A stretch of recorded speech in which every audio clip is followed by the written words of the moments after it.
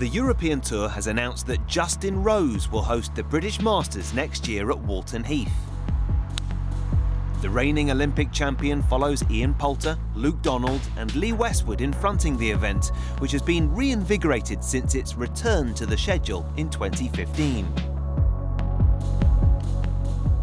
And as a previous winner in 2002, Rose is excited at the chance to put his mark on the tournament, which will be hosted next October. Firstly, I'm very proud to be hosting it.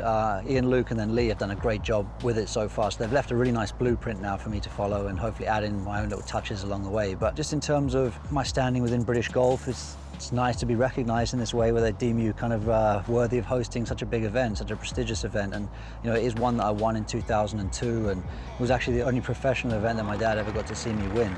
So from that point of view, the British Masters has always been very special. And then I was quite saddened when it fell off the calendar. And to have it back is, I think, right and proper. It's it should be a big event on the European Tour, and it's definitely moving back in that direction.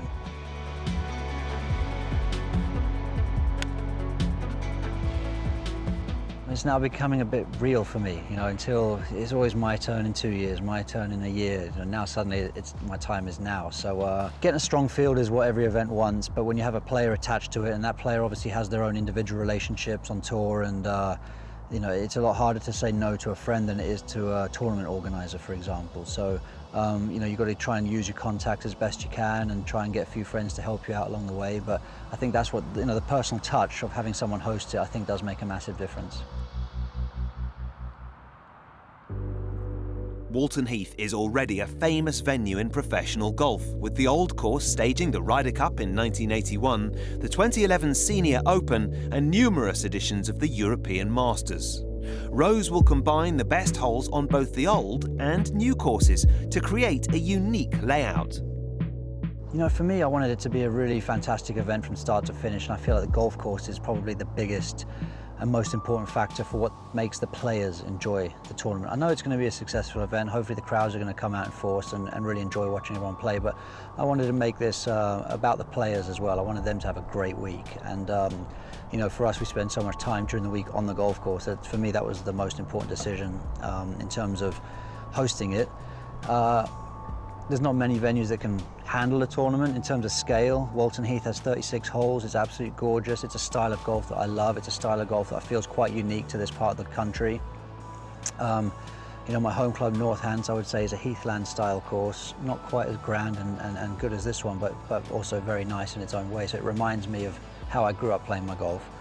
And it has a rich history of hosting great events, Ryder Cups, European Opens, Senior Open Championship, so it's proven as well. And I think a lot of the guys know this course as well. Open qualifiers, US Open qualifiers, and they all talk very fondly about it. And I kind of was also polling the guys out on tour as well. Hey, I'm thinking about the British Masters, hosting it, this, that, the other.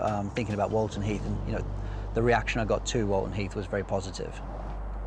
A key part of the British Masters renaissance has been the initiative set up away from the main tournament.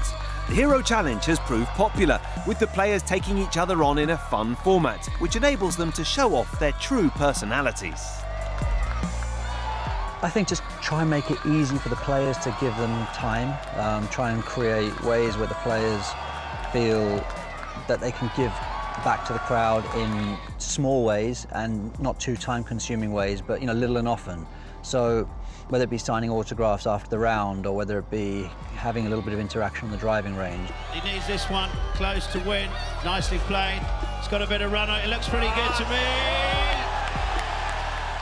I think if we're nagged all day long to, if you're being chased around the whole property with people trying to get autographs, it can be frustrating and you end up not doing as much as you otherwise would. But if you can create zones where you can interact with crowds and fans and where it's a much more relaxed atmosphere, that's when the crowd get the best of the player. And I think that would be a nice thing to try and create this year.